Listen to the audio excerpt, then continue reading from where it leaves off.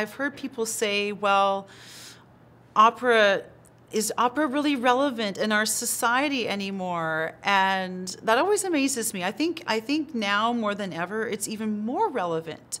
We live in an instant society full of text messaging and instant gratification and just instant information and being bombarded all the time. And I think a lot of people, especially the younger generation, have learned to almost be numb. They don't take the time to just sit and absorb. They don't take the time to just sit and listen to something and take something in through their senses and react to that. And opera is designed to make you feel.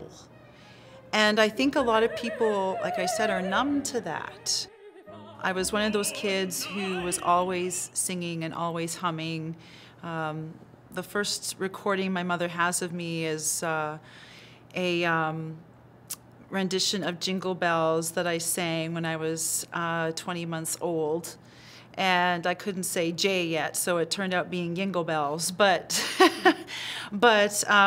it's just something that's always been inseparable.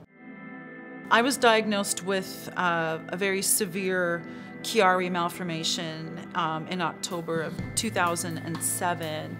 I had been having symptoms for many, many years, and a lot of them were vocal, a lot of them were other things, but the pieces just weren't put together until it nearly killed me. At which point, in October of 2007, I had to have emergency surgery on my brain and spinal cord, and they were not sure if I was going to wake up from the surgery. It was very touch and go. It was a very long road back, and so there's a significant period of readjusting on behalf of your body. And then for a singer, that is even more difficult because our whole body is our instrument. So my respiratory system had never functioned correctly, so it was trying to, figure out what breathing felt like again. My vocal cords had to figure out how to vibrate without the pressure of a herniated brain behind them. All these simple physical things that most people take for granted, my body had to relearn.